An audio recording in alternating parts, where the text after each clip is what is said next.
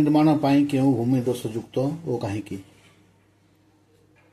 ଭୂମି କ୍ରୟ କରିବା ସମୟରେ ନଦୀ ପାଖରେ ଥିବା ଭୂମି ଭୂମିକମ୍ପ ଓ ବଜ୍ରପାତ କାରଣରୁ ଭୂମି ଖଣ୍ଡିତ ହୋଇଥିଲେ, ଉଇମାନଙ୍କ ଦ୍ୱାରା ହୁଙ୍କା ଉତ୍ପନ୍ନ ହୋଇଥିବା ଭୂମି, ପିମ୍ପୁଡ଼ିମାନଙ୍କର ଉତ୍ପାତ ଥିବା, ଯେଉଁ ବୃକ୍ଷକୁ କାଟିଦେଲେ କ୍ଷୀର ଝରୁଥିବ ଓ ଯେଉଁ ସ୍ଥାନରେ ବିଶେଷ ଭାବରେ କଣ୍ଟକମୟ ବୃକ୍ଷର ଉତ୍ପାତ ବଢ଼ି ଚାଲିଥିବ, ପୁଣି ଯେଉଁ ଭୂମିରେ କୁକୁର ଶୃଗାଳମାନଙ୍କର ନିତ୍ୟ ବାସସ୍ଥଳୀ ଭାବେ ରହି ଆସିଥିବ, ସେପରି ଭୂମି ଗୃହ ନିର୍ମାଣ କରିବା ନିମନ୍ତେ ସମ୍ପୂର୍ଣ୍ଣ ଭାବରେ ଅନୁପଯୁକ୍ତ ଅଟେ।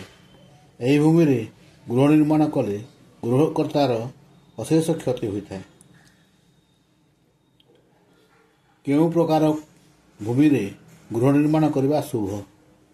ଯେଉଁ ମାଟିର ବର୍ଣ୍ଣ ଧଳା, ଯେଉଁ ମାଟିର ଘୃତ ବା ଅସମ ଗନ୍ଧ, ଯେଉଁ ମାଟିକୁ ଚାଖିଲେ କଷା ଲାଗିବ, ସେପରି ଭୂମି ଗ୍ରହଣ କରିବା ଉଚିତ। ଗୃହ ନିର୍ମାଣ ନିମନ୍ତେ କେଉଁ ଭୂମି ଗ୍ରହଣ କରିବେ ନାହିଁ?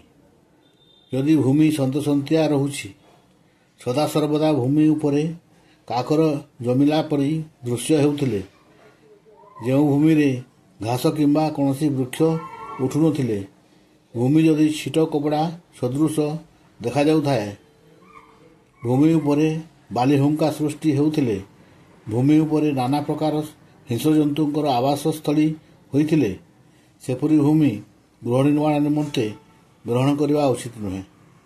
ଯଦି କରିବେ, ତେବେ ଗୃହକର୍ତ୍ତା ଦୁଃଖରେ କାଳ କାଟିବେ। ଭୂମି ଶୁଦ୍ଧ କରି ଗୃହ ନିର୍ମାଣ କରିବେ କାହିଁକି?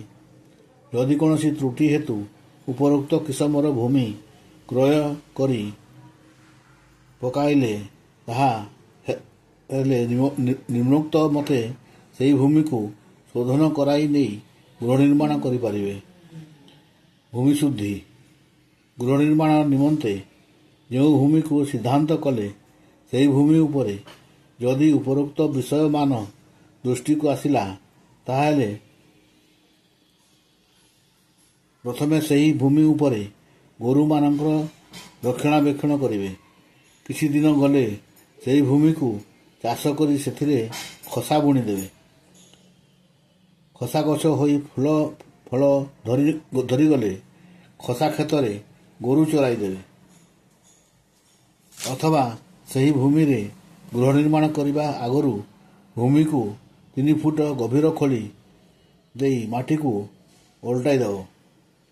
ଏହାଦ୍ୱାରା ଭୂମି ମଧ୍ୟସ୍ଥ ଶଲ୍ୟ ଉପରକୁ ବାହାରି ଆସେ। ଶଲ୍ୟ ହେଲା ହାଡ଼, ଅଙ୍ଗାର, ପାଉଁଶ, ଖପରା ଇତ୍ୟାଦି। ତାହା ବାହାରିଯିବା ପରେ ଭୂମିକୁ ପୂଜା କରି ଗୃହ ନିର୍ମାଣ କରିଲେ ଶୁଭଫଳ ପ୍ରାପ୍ତ ହୁଏ।